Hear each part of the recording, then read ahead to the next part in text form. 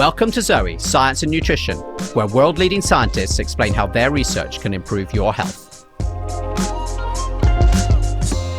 It is no exaggeration to say that bread created modern humanity. Archaeologists in the Middle East have found fossilized breadcrumbs from over 14,000 years ago. It was the cultivation of wheat for flour that transformed our ancestors from hunter-gatherers to city dwellers.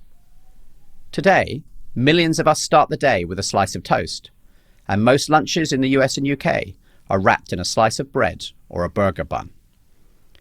As a cheap, flexible and delicious energy source, this is no surprise. But bread is not what it once was. Modern industrial processes designed to reduce the time and cost of baking mean that today's bread would be unrecognizable to our ancestors. These processes were invented with the best of intentions, as growing populations meant more mouths to feed. Without this progress, countless lives might have been lost. But this technological progress has a cost. Today's bread resembles a sugary drink. It tastes good. It looks good on the outside, but it has lost most of its nutritional content. With most of its fiber gone, and no time for bacteria to work its fermenting magic, bread has become a simple starch, rapidly turned into sugar in our blood, and offering little to support our gut bacteria. For this reason, bread is increasingly demonized as an evil carb. So in today's episode, we're finding out if bread can ever be healthy, which types are better than others, and what to look out for when doing your grocery shopping. You'll also hear a bombshell about what baked in the store really means. Joining me today is Vanessa Kimbell, author, founder of the Sourdough School, and specialist in the subject of bread nutrition and digestibility, and Tim Spector, one of the world's top 100 most cited scientists and my scientific co-founder at Zoe. Vanessa and Tim, thank you for joining me today. As usual, why don't we start with a quick fire round of questions from our listeners. So starting with Tim, can bread be part of a healthy diet? Absolutely it can, yes. But perhaps not for everybody and not all the time. Bread contains gluten. Is gluten bad for most people? Gluten is not bad for most people. Definitely bad for 1% of the population. And often many more people think they have a problem with gluten than really do. Brilliant. And last one for Tim. Is sourdough bread healthy? It depends how you make it. So good sourdough bread is healthy for most people. Bad sourdough bread is probably as unhealthy as other breads. So Vanessa, are all breads made in roughly the same way? No, absolutely not. There's an extreme difference between different processes of making bread. Is all sourdough bread the same, however? No, even more confusing. I think we'll be coming back to that then. Is there live bacteria in sourdough bread in the way that there is in yogurt? There should be if it's made correctly. All right. Is there a common misconception about bread that makes you annoyed or laugh? Yes, I get really cross when people blame gluten for everything. Gluten bashing. I often shout at my Instagram feed when I see dietitians and nutritionists saying avoid gluten without the full facts, and I can look like the mad pigeon lady in the park, sort of yelling at the screen, because it frustrates me immensely the amount of misinformation about bread that is out there. Well, why don't we start with why bread matters? And Tim, why is bread important? It's been demonized as sort of the ultimate evil carb. What's the truth about how it affects our health? What's important about bread is how much a part of our staple diet it is. So its importance is in the percentage it makes up of all our energy and all our meals. 80% of British people have a sandwich for their lunch, and that has only happened since the 1980s. So just that mere fact alone means that the choice of bread has a crucial impact on large parts of a diet, which perhaps it didn't quite have 50 years ago. So I think that's the importance. And it's, for many people, it can be the only source of fiber. And it's crucial, therefore, that we understand bread and we try to work out the difference between good breads and bad breads and realize that there's a huge range. And so your choice of not only when to eat bread, but also what type of bread to eat are absolutely crucial to our health. And I think a lot of our listeners asked whether bread was basically empty calories. They feel that it makes them put on weight. I think they're coming at this with an assumption that that bread is not a very good part of our diet, and there's many better things that we could be eating. Where are you on that? Well, I think if you ate mainly bread, that would be true. And a lot of people do eat mainly bread. People who have crisp sandwiches or basically have it 3 times a day in its worst, cheapest form are having a very poor diet indeed. And this is because that sort of bread is ultra processed and very cheap and has replaced traditional types of breads in the last few years. But it's even so, it's got good and bad sides to it. So white bread is used really as a substitute for lots of experiments of say sugar, about how you get sugar quickly into the blood system, and it scores 100 out of 100 on many tests of the availability of sugar in food, because it is quite so available, that starch. And Tim, can you explain, I'm not sure that everyone will have followed that, how does the bread and sugar seem like two very different things? Could you just unpack that for a minute? Yes, so people don't think of bread as a source of sugar, but carbohydrates, of which sugars are one part, another part are called starches, which are stored sugars. And in many types of bread, common white breads, that starch is released as sugar very quickly in the system. And the common supermarket white breads are classical in that your body will very quickly start breaking them down, and that starch gets released as sugar and appears in your blood in 30 minutes at very high levels. And so it's used in a way as a gold standard of saying this is the glucose response to sugar. I'm just quoting as an example that people don't often think of bread as a form of sugar. So on the one hand, it's a form of sugar, but it's also a form of fiber.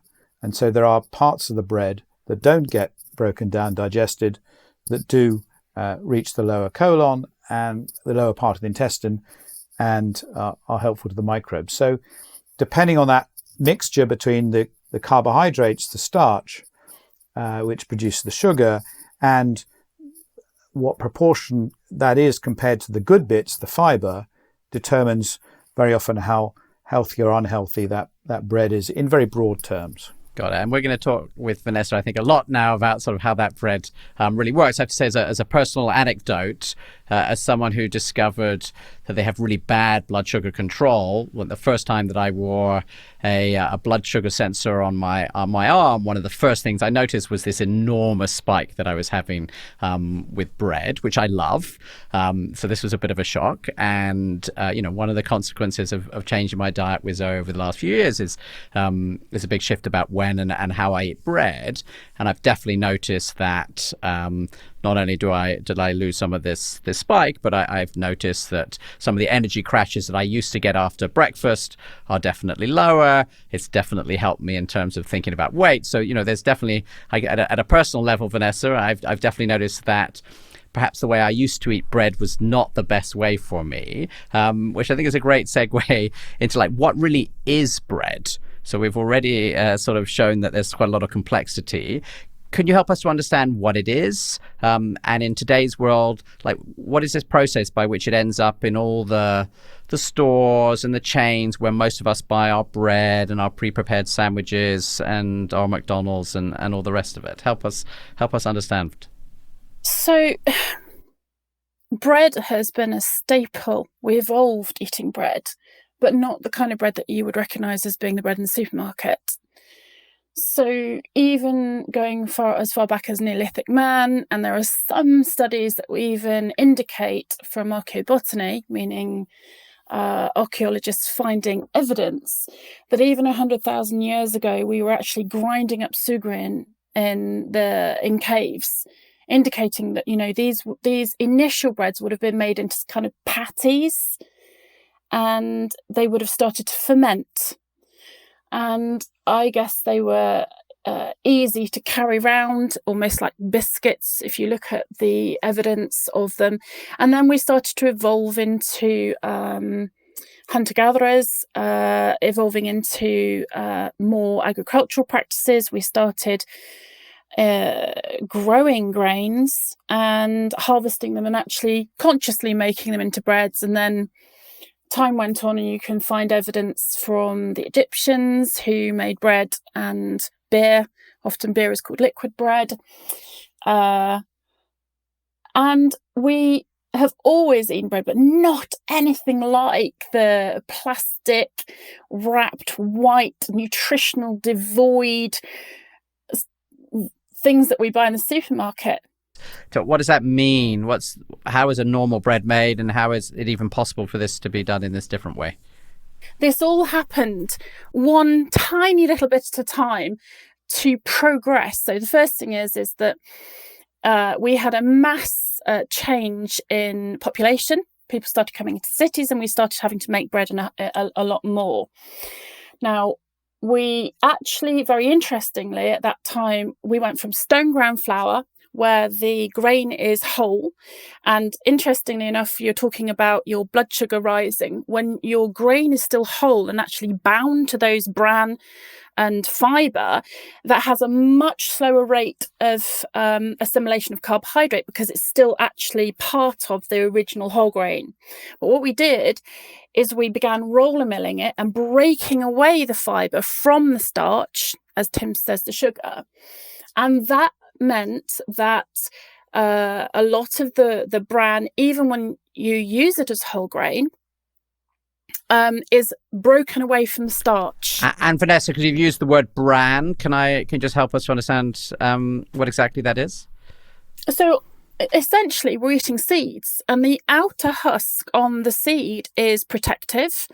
It stops insects from eating it, it stops UV radiation, but it contains all of the goodness that we need to nourish our microbes in our gut. It contains the minerals, the vitamins, the polyphenols, which are antioxidants. Again, really all the goodness is in the bran, and we created a process that splits it away from the endosperm, which is the starch, and we created white flour.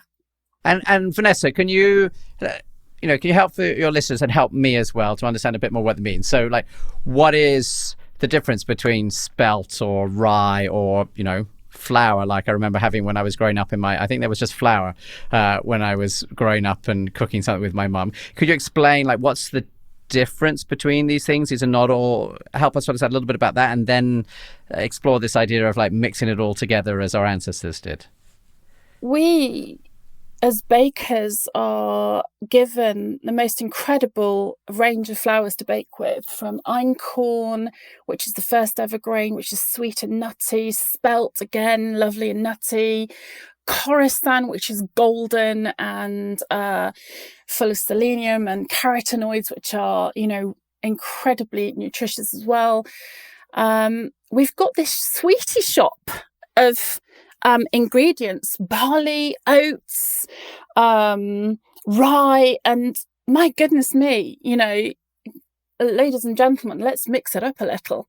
If we're going to make bread, we should really be thinking about involving the entire orchestra when it comes to our breads. And these are completely different plants, is that right, Vanessa? Is that the right way to think about them? They're all grain.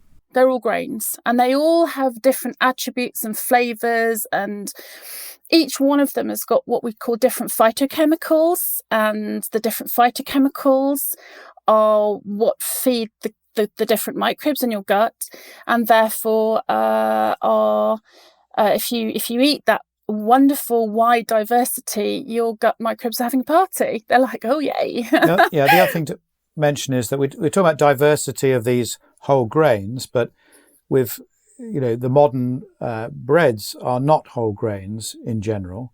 They are the pure inner part of it, and all the nutritious bit is taken off. So we've lost two parts of this. We've stripped the grain of all the good stuff and only taken the starchy, sugary bit, and we've lost this amazing diversity. So it's a sort of double whammy of the breads that 90% of the people eat most of the time. And so, Tim, what does that mean? When it's arriving in our gut and for our microbes, what's the net result? You touched, I think, on the blood sugar impact, but what does it mean for our microbes and I guess our broader health? This whole process that Vanessa's been describing. Well, it's changing the sugar to fiber ratio, as I said. So the breads that may look healthy often dyed brown to make them look healthier and whole grain. A few seeds on the outside, but the inside is still very starchy, very sugary. Gives you not only the sugar rush when you eat it, but it doesn't have anything like the good complexity of fiber that's going to reach your gut, and then when it does, isn't going to nourish nearly as many gut microbes. So you're not going to get hardly any of the benefits that you would have got with the more diverse, more complex fibers that would feed many more microbes and keep them happy. And those microbes would be converting this fiber into other healthy chemicals, which are really good for your immune system and your metabolism, etc. So it's that twofold difference that probably both impact our gut microbes. One directly affecting metabolism, making you hungrier, faster, more tired with that sugar spike, and then the lack of really good high quality fiber that's actually getting to your gut a while later. And those two things are having a big impact. And it's that ratio, and that's the thing you can actually see on if you are lucky enough to get a bread that tells you what's in it, which most don't. You can look at that ratio of the amount of fiber compared to the amount of the sugar content, and that's a good guide to whether that bread is going to likely to be of any health benefit to you or not. And many of them are not. Even the for old baguette, we all like a French baguette, but it does very poorly in that ratio. The other point to make here is that most of the bread we eat now and we buy in supermarkets is ultra processed, and this is because it contains ingredients you can't find in your kitchen yourself. Often they have more than 10 ingredients, whereas anyone who makes sourdough bread themselves know, it's just got flour, water, and microbes, maybe some salt, and this effect of all these extra emulsifiers, these other additives. Sometimes it contains some artificial sweeteners. All these have effects on your gut microbes that we're beginning to find out are negative. And so it's the other hidden side of this is the whole process that keeps this bread looking fresh for 2 weeks. It means that it has bad negative effects on your gut microbes when it finally gets there. So many reasons. It's very different. And so if our listener is going into a store and buying bread, Vanessa, because let's assume that not everybody is baking their own bread. I know we're gonna touch on that, but imagine they're going into the store or buying it online, as I do. What are they looking for to understand the difference, therefore, between a good bread and a less good bread, both I guess in terms of that impact on the blood sugar, Tim, that you were talking about, as well as the microbes. How can I figure that out? Right, so let's start with the first thing of changing attitude. If you were buying a bottle of wine, you'd look at the label, wouldn't you? You'd look at where the grapes came from, you'd maybe read a little bit about the grower. I know Tim would. So treat your bread like red wine, you would ask questions. We are assuming a huge way of thinking is that the bread that we're buying is nourishing. We have to stop and look at it and look at the label. So that's your first thing. Never pick up a bread without looking at the label and turning it over. Look at the list of ingredients now. The second you see an extremely long list of things you cannot pronounce or you do not recognize, put it down. It doesn't matter what the label says on the front, put it back. Be prepared to put that bread back on the shelf and say, no, I am not accepting this bread today. I want something that is going to nourish me. I'm not feeding myself, I'm nourishing myself. So that is about changing your attitude. Then you need to look out for the simplest of ingredients. Let's start with flour, water, salt. But the thing that I get really excited about is actually the level of fibre and the proportion of fibre to the proportion on the label. So I tend to, if I have to buy bread in the supermarket, I tend to look for anything above 6 grams per 100 grams minimum. What would be the sort of breads that you'd be advising listeners to try if they're starting out on this journey? The one with the label that's looking for whole grain, I'd be looking for the words whole grain. But even then, there are problems that, as Tim mentioned, that some people can fake it. It looks like it could be good. That's why I'm saying you need to get in a relationship with your bread and dig a little deeper, find out a little bit more about it, because they can fake that whole grainness. And a few extra tips and tricks here. So words like granary mean nothing. And malted loaf is actually just adding probably more sugar to it. And so there's lots of ways that you're being fooled when you buy bread.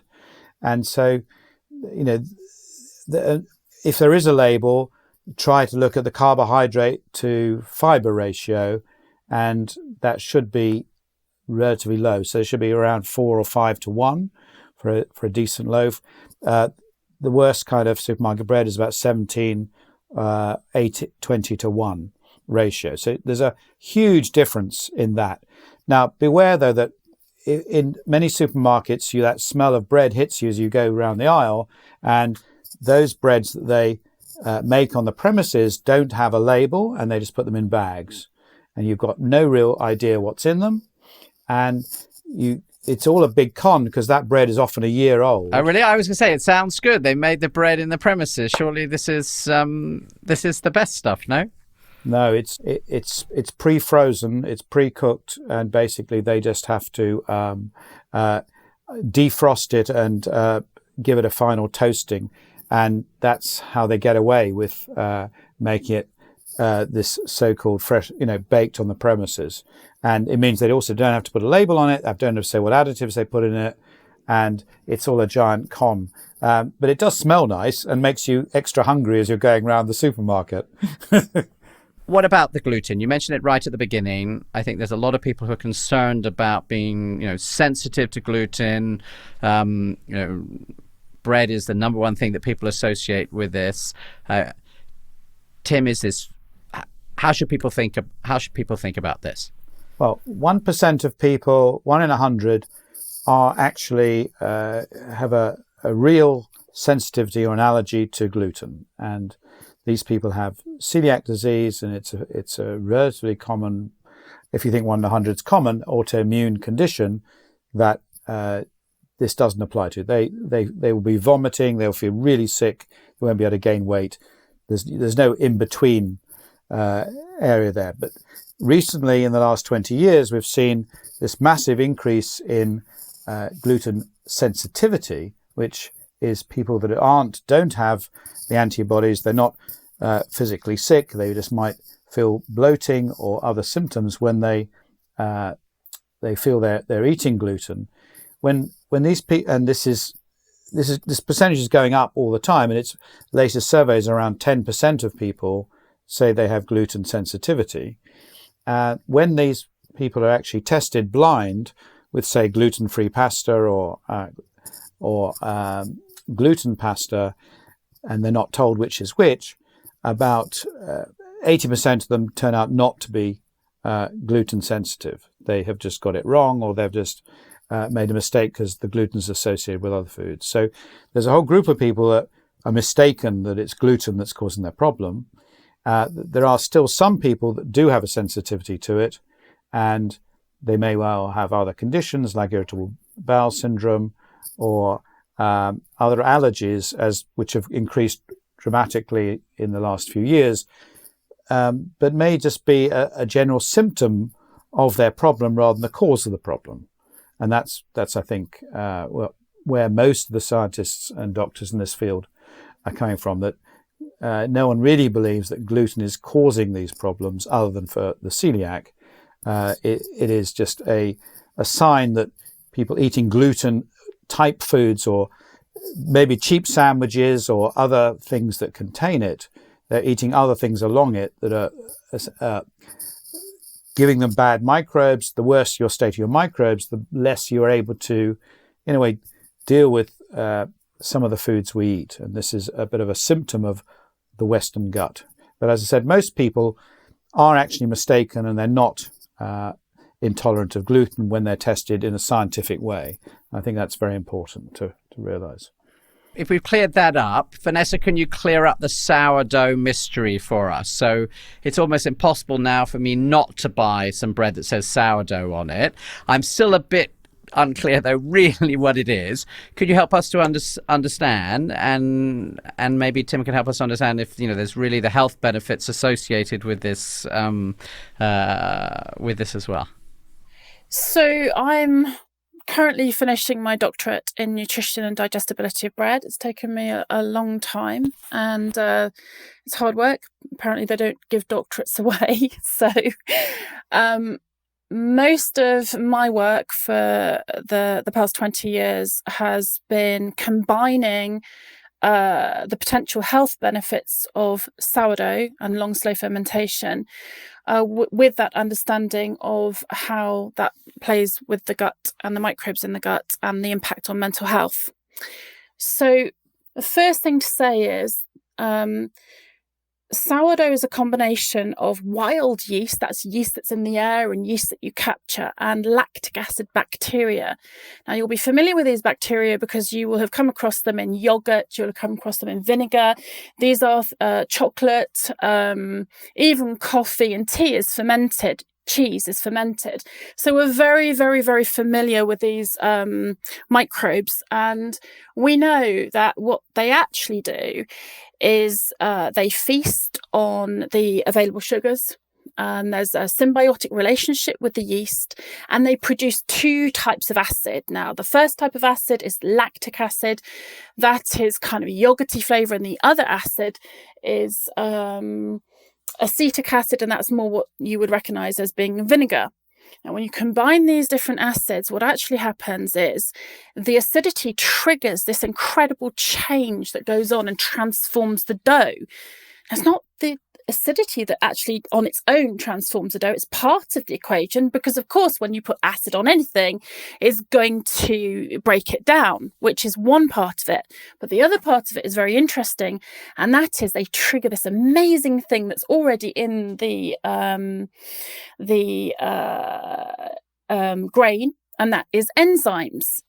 Now, if you think of enzymes as being like Edward Scissorhands, chop, chop, chop, chop, chop, chop, chop, chop, chop, chop, chop, they chop everything up.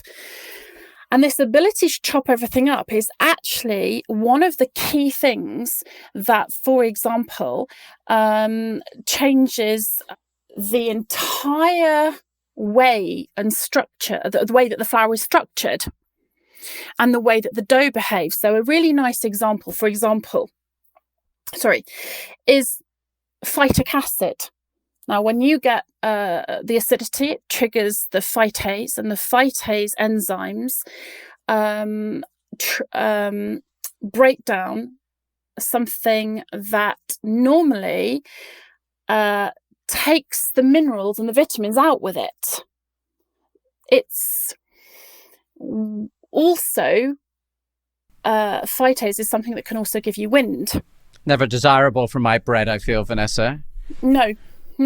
So one of the things that allows people to eat sourdough is that long, slow fermentation, and those enzymes neutralize the phytic acid, making it easier to digest, but also unlocking the minerals, making it more nutritious. So I think that's a win-win. And how long does this process take? You're describing this long, slow fermentation with like wild yeast.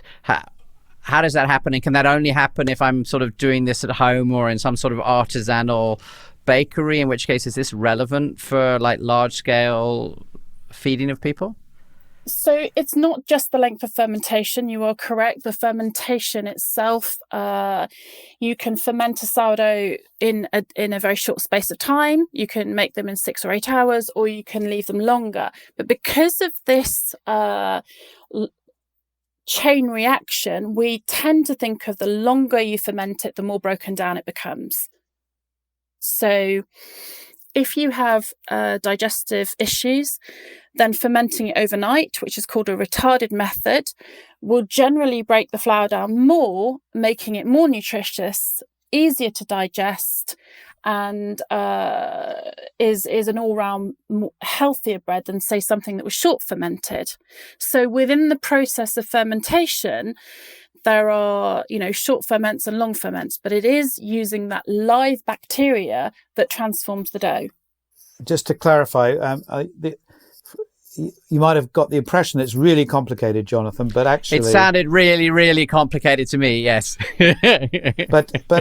And actually, Vanessa's actually written a book about how to do this really, really quickly. The 10-minute approach, that if you've got everything ready, it just takes you a few minutes to put everything together, because the microbes do the work.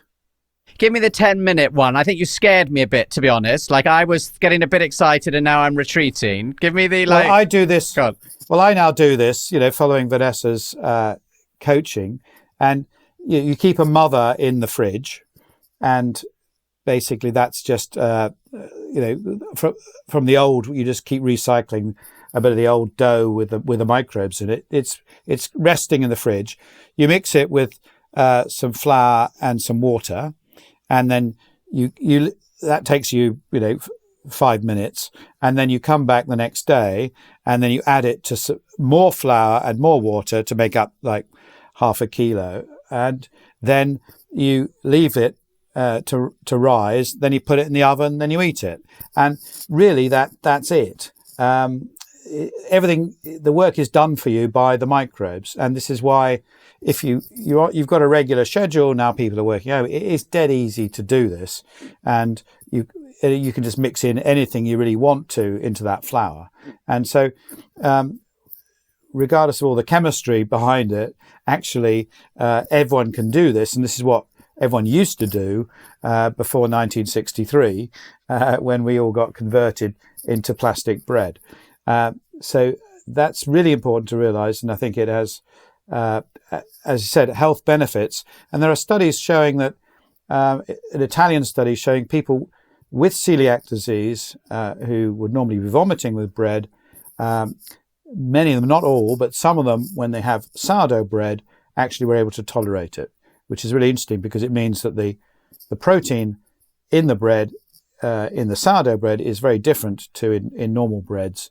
And the bit that's triggering these reactions is very much less. So gluten's still there, but the way it's presented is different. Your own research actually showed that, I think you were part of, with sending out mothers to all parts of the world and getting people to make their own mother, because you have to start it somewhere. So everyone leaves a bit of water and flour on the side of their sink, and then the natural yeast and bacteria flood in. And it turns out that when you do that, they're all very different, and it makes your bread actually all very different. So all the starters around the world are all slightly different, which is like a nice story about how all our guts are different. And so it's this amazing uniqueness of all these methods that are really important. And some of that, it turns out, is partly because the microbes on our hands are all very different as well. So not only the microbes in the air in our room are all different, but when bakers get around and they start moving, it becomes a bit of a hybrid between your own body's microbes and what's in the dough and in the air as well. So that's why everyone's starter is unique, and people often swap them around to get very different tastes and flavors, because as we know, microbes plus food gives you all these different chemicals in totally unique ways. So that's one thing. But I'd love, Vanessa, to talk about fake sourdough and how supermarkets are selling to people like Jonathan as sourdough when actually there's nothing live or real about it other than perhaps the smell. How do they do that, Vanessa? So when you say to yourself, or a doctor says to you, you need to relook at your bread, you have to go beyond looking at the packet. You have to look for real sourdough.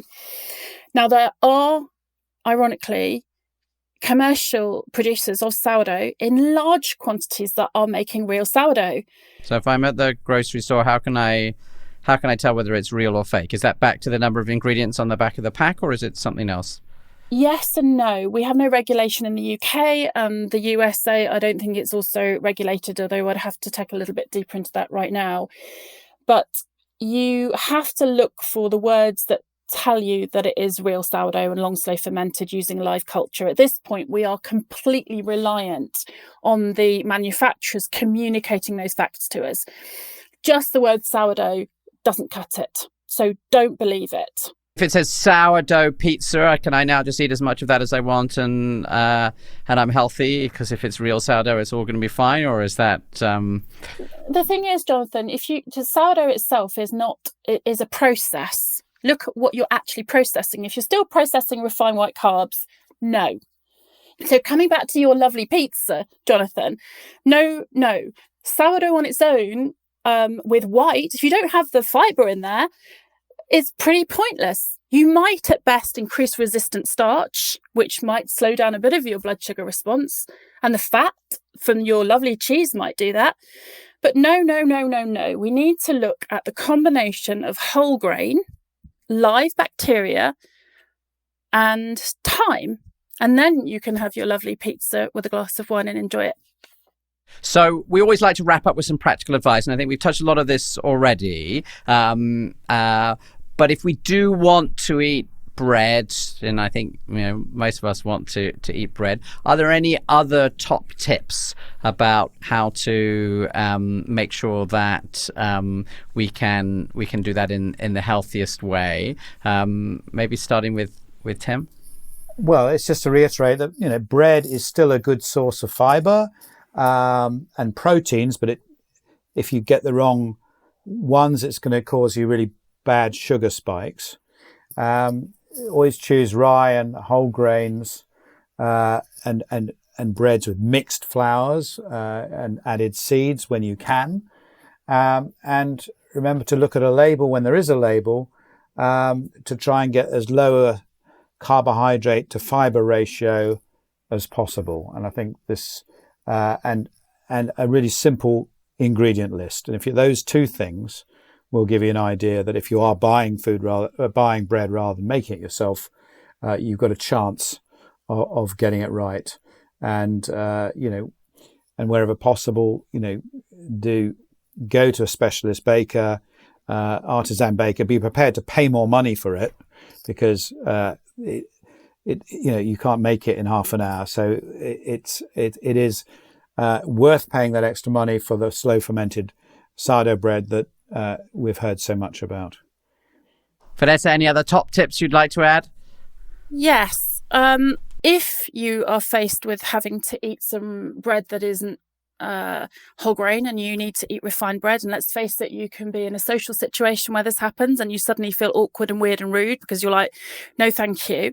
What you can actually do is you can change the rate and the way that your body assimilates your bread by eating a little bit of fiber-rich food beforehand. So you could have a small amount of soup, or you could have some roasted vegetables, or something that actually lines your stomach before you eat your bread. And if you then were to combine your bread with a little bit of fat and protein, that again will slow down the rate that your body takes up those carbohydrates. So it's not just the way you make your bread, Jonathan, it's also the way you eat your bread. So you know that pizza you were talking about earlier? Yep, that would be a salad first, then your pizza with your cheese on top, a little bit of something for some protein, and eating around the table with your friends and sharing. That's the key. That is beautiful. I love that idea. The sad reality is if I eat the pizza, even with the cheese, actually my blood sugar goes through the roof, because I am one of the people that's quite on the extreme of this, but I'm aware of it. And so it needs to be something that I do as a treat. Well, Vanessa and Tim, we covered a lot of stuff. So you've made it particularly hard, but I'm going to try and summarize sort of the key things we've picked up on today. So firstly, bread matters because it's a huge source of the world's calories. We were grinding up grains for bread tens of thousands of years ago to make fermented biscuits, which is an amazing thing to think about. And the big change is actually very recently, so when we moved to cities and we moved to this new milling that sort of removed all the healthy outer coat of the seed. And it's had loads of benefits. It can be stored longer. It's easier to transport. But we had this byproduct that we lost all the fiber. Sourdough is different because it has a sort of long, slow fermentation. The ultimate health of it, though, does depend what sort of flour you're using. Gluten is not an issue for most of us. A few people have celiacs. I think Tim said that 10% of people have sensitivity, but actually mainly caused by foods other than the gluten. So this is sort of symptom probably of a gut microbiome that's having issues, rather than that the gluten in the bread is the core problem. Now, bread can be unhealthy, and particularly we turn it into blood sugar very fast. And then final, in terms of the top tips to improve your health, if like me, you want to keep eating bread, I think the number one thing is turn it over and look at the label, like you would if you were buying a wine. You wouldn't just buy something that said red wine. If there's a long list of ingredients, put it back on the shelf. Look at the amount of fiber. Sourdough is definitely the way to go, but make sure it's real. And finally, if you are going to eat this really refined bread, then think about what you put around it. And then finally, I think the best thing of all, bread comes from this word friend. It's meant to be eaten as companionship. It's this thing we've been doing for tens of thousands of years. So you shouldn't think about a bread as something that's forbidden. You can never have it. Like we always say at Zoe, it's about understanding, the balance, and nothing should be off. Vanessa and Tim, thank you so much. That was a fantastic tour. I know there's so many more things we could have talked about. And as always, we look forward to returning to this topic again in the future. Thank you to Vanessa and Tim for joining me on Zoe, Science and Nutrition today. We hope you enjoyed today's episode. If you did, please be sure to subscribe and leave us a review, as we love reading your feedback. If this episode left you with any questions, please send them in on Instagram or Facebook, and we will try to answer them in a future episode. At Zoe, we want to improve the health of millions by understanding the right food for each of us to improve our health and manage our weight. That's why Zoe always starts with an at-home test, comparing you with participants in the world's largest nutrition science study. If you're interested in learning more about Zoe, you can head to joinzoe.com/podcast and get 10% off your personalized nutrition program. As always, I'm your host, Jonathan Wolfe. Zoe Science and Nutrition is produced by Fascinate Productions with support from Sharon Feder and Alex Jones here at Zoe. See you next time.